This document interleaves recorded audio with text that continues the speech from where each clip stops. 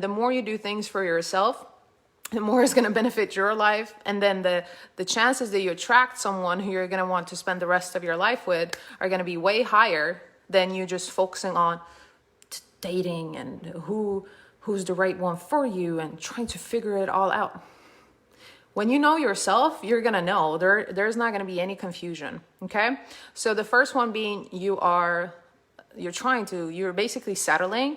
The second one being it's trauma. And the third one being you have a disorganized attachment style. Okay.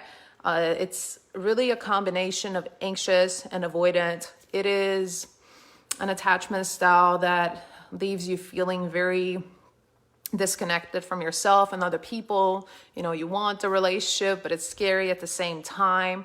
It's hard for you to trust. Things tend to get very loud and violent because you grew up in an unpredictable and even violent environment. So these are the women who are going to go after bad guys, who are risk takers, who are on and off, hot and cold, right? So I'm sure you've experienced in the past or now where, you start talking to someone, things, are getting passionate and it's very exciting and you're loving every bit of it and you feel lit up. And then all of a sudden, the person backs off. And you think they've ghosted you, and maybe some of them do. But sometimes they come back. And you're like, he's messing with my brain. But it's kind of like a rush for you. It gives you that adrenaline rush that you're used to because you experienced a lot of stress growing up. So that adrenaline for you helps you somewhat feel alive. And it's something that you're used to, right? Even though it's not healthy, something that you're used to, you grew up seeing that, and now that is what you think love is supposed to be like. And if that's the case, then people who have a secure attachment style, they're going to come off as boring. And that's what a lot of people don't get. And this is also where kind guys that call themselves nice guys, they say, nice guys finish last. It's not about that. It's about that obviously you have something going on inside of you that is attracting these women who are not at that level yet. And clearly you're not either, but you're more there than she is. So there is this thing that happens where a person thinks that they're not good enough and that they need to be more bad boy. And you're confused while you're not liking the ones that seem great. And it's because of the dynamics that were happening when you were growing up. This is why it's so important to see this, to understand this. And this is also why I teach about attachment styles while we are going to continue why we're still continuing to talk about this, and then regulating your autonomic nervous system, really breaking your patterns and truly understanding what's been happening in your life in Healing Academy, because it's all about that. So many things that you struggle with in the dating world, so many things that you struggled with in past relationships are due to your own experiences and your relationship with yourself, right? We can heal and grow and transform and transcend so much with another person when we allow ourselves to truly see ourselves in that mirror.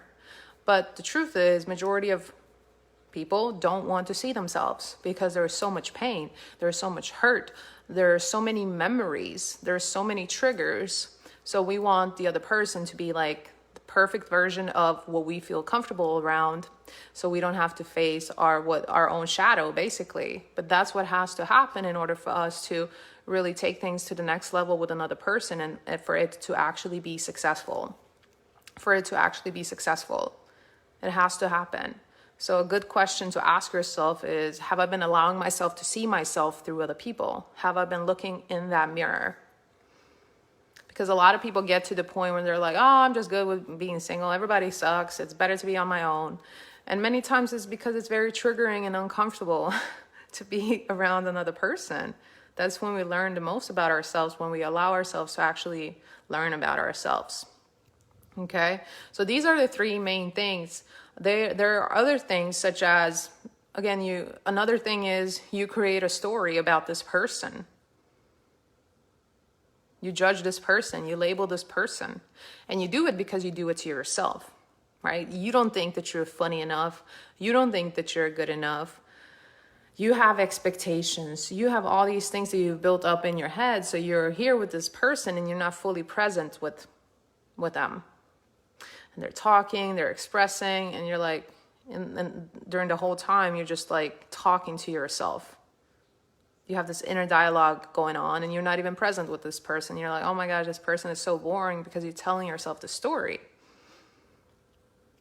So it's not there's something wrong with you. You need to fix yourself, or you need to change this so you can not find this person boring. It's really getting to the core of why you feel that way, or why you're trying to make yourself settle for this person, or why you're not fully present with this person. Maybe you are afraid of the connection, or if you simply have trauma that is there, that's showing up, and the constant need for stimulation, or if you have the disorganized attachment style and you need to do risky things. And if this person is not on that level, you're like, you're boring. You're not satisfying my cravings, basically. That's it. The biggest thing is you're just not compatible. But why you're not compatible could be because of trauma, or it could just be that this is not your soulmate. It could be either or.